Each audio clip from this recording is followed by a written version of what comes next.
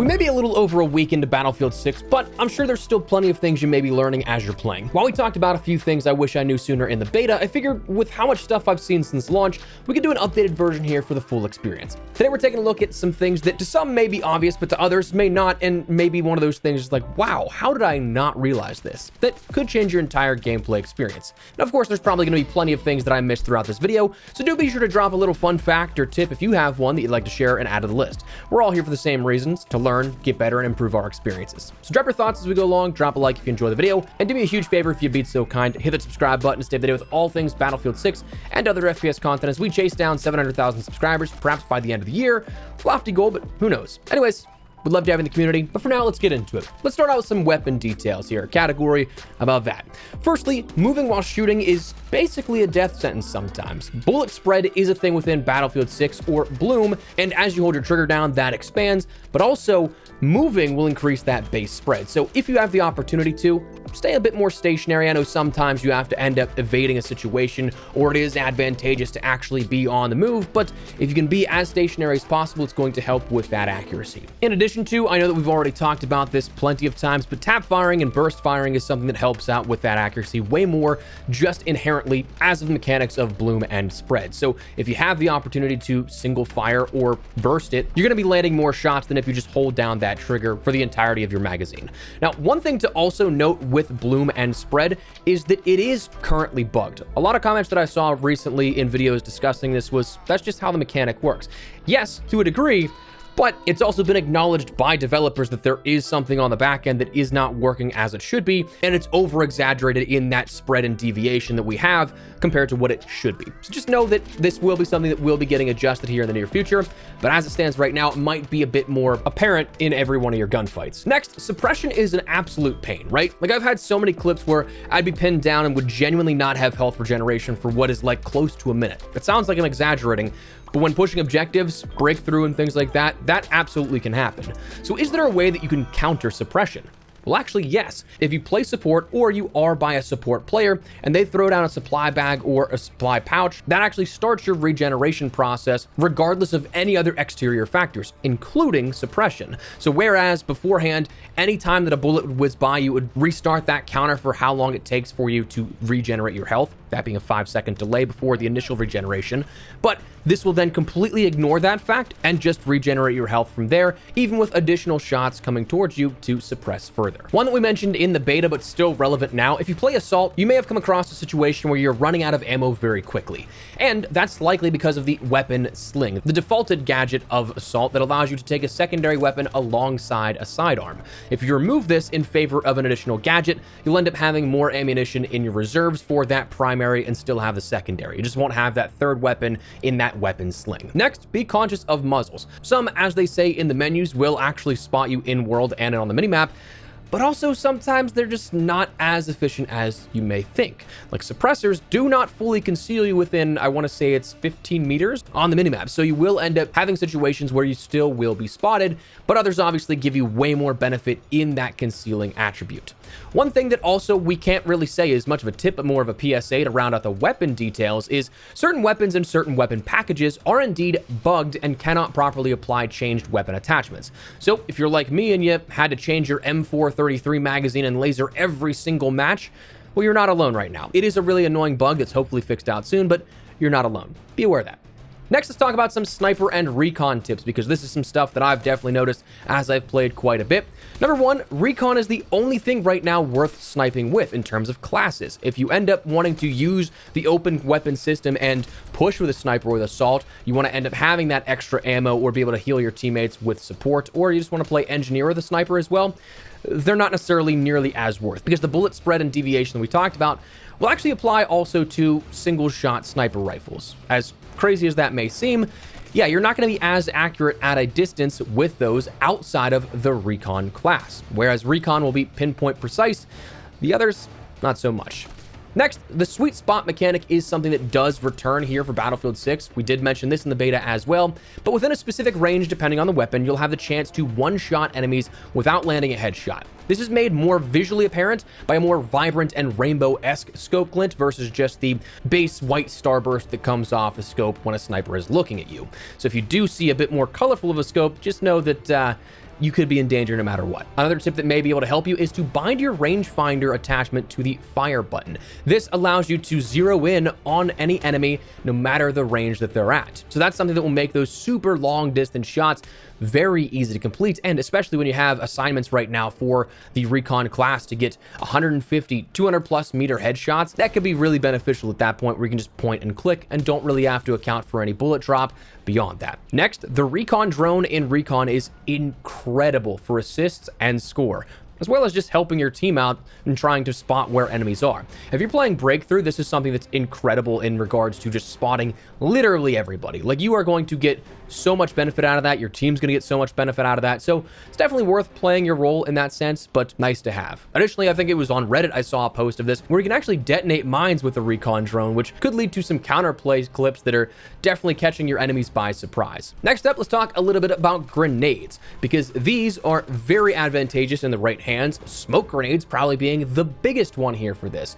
This is one of those things that I just use these all the time to end up smoking off my teammates when they need a revive or something. I'll smoke there, cross an open street with a tank or something that makes it a little harder for them to see. But one also big benefit is that it removes markers placed on you and your allies. So it allows players to have a bit of that cover and stops enemies from being able to accurately track through any sort of smoke screen, making it easier for them to still get kills off. So it does truly give you that option to get out of dodge and maybe save your life at that point.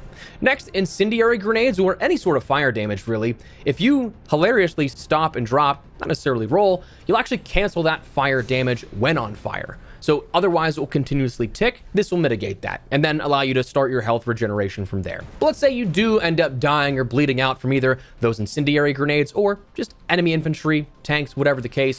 One huge thing is, of course, to request your revive versus the bleed out time. If you end up requesting a revive, this will exponentially elongate that time that you have before you end up dying and costing your team a ticket, compared to if you just regularly lay there and bleed out.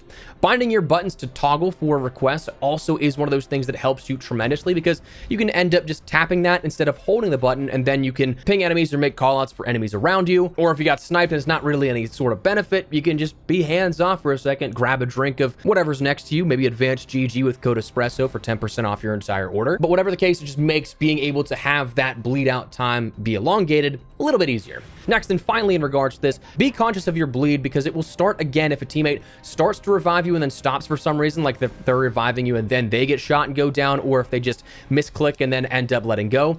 And if you end up hitting the tap to give up and change your mind, like sometimes I'll start to give up because I'm like, okay, it's a lost cause, and then someone just comes out of nowhere and ends up being able to revive me. If I end up starting the process of bleeding out to get back into the action, that will also restart that timer. So if you want to end up requesting revive again and have that bleed last as long as possible, you're going to have to request it once again. Next, one thing to keep in mind is that assignment challenges may see some changes coming soon in the near future. Things like the sniper 200 meter headshot kills, the 6,000 damage repaired in one round. These have been points of contention for the community where players are like, it's possible, but like it's incredibly hard that the average player is not going to get this anytime soon.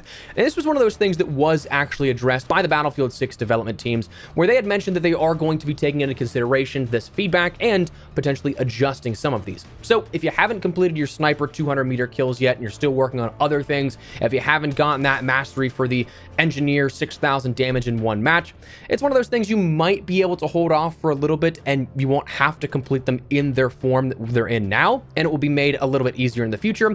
But just know that that's something that looks to be on the horizon. Next, let's talk about a few things that are sort of XP bonuses, and then round out with some miscellaneous trivia and cool things to know. XP bonuses, we've mentioned these before, but I think in the sense of being thorough, it's worth noting all of these in one location again. Victory bonuses are absolutely something that help you out with XP gains. Make sure you're pushing the objectives, whether you or your squad are communicating or not, make sure you're playing for that win. Completion bonuses are also something that are great benefits here to your XP progression. This scales with how long you've been in the game, so the longer the match goes, the more you're going to get. So just make sure that you're actually staying in the game. That's the easiest way to end up getting XP, is just playing the game through. Additionally, be conscious of the XP bonuses that you end up getting for just simply playing the game. Right now, it's kind of something that everybody gets, but it will be something that is noticeable once the free-to-play Battle Royale launches, whenever that may be. But you get 5% extra bonus XP for just owning Battlefield 6. You get an additional 5% XP for playing in a party with one other player, so 2 total. And then you get 10% additional XP, so 15% total with that owning Battlefield 6 bonus if you play in a party of 3 or 4 players. And lastly, if I'm not mistaken, you also do end up getting an additional 5% bonus if you play on PlayStation as a PlayStation Plus member. So upwards of 20% of a bonus just for simply playing with your friends and owning the game on a specific platform. Finally, in terms of XP tokens do count down in real time, so do bear that in mind, that if you are in between matches and you get up and you go to the bathroom, go grab a snack or something like that, you have to go take the trash out, whatever it may be, you are indeed burning time on that XP token. So that's one thing that you should consider. Try not to stay in between menus as much as possible if you have one active, just so you're not wasting your time. Finally, let's talk about some miscellaneous trivia here. This being miscellaneous because honestly didn't know where else to put some of these tips. They cover a couple of things in a range of categories. Tank damage is of course way more dangerous to the vehicle to the rear of the tank than anywhere else. Those are the weak points. So if you have the opportunity to take a shot from the back of a tank, use that. Firestorm has a valve purge where up in the very tippity top sniper perch that you have of those order refinery stacks, you can end up hitting at the bottom of those if there are players camping up top there. You can hit the big red button and it will purge the top there. Now, if I'm not mistaken, I don't believe that you actually get the kills for this, unfortunately, but you'll at least take those campers out along with any equipment like a respawn beacon that's up there. And then one other thing that may just be something graphically that's bothering you, HDR for a lot of players is defaulted on. So if you turn that off, it could end up having a positive spin on your gameplay, or maybe you like it, but just know that's there. But anyways, that's a handful of things that I wish I knew sooner. Maybe you did as well.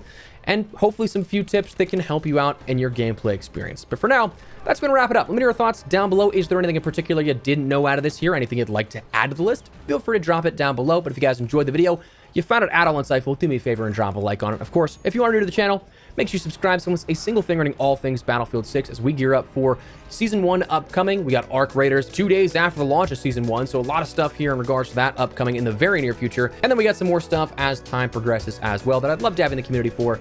But for now, thanks so much for watching. My name has been Espresso. I'll see you later. Take care and peace.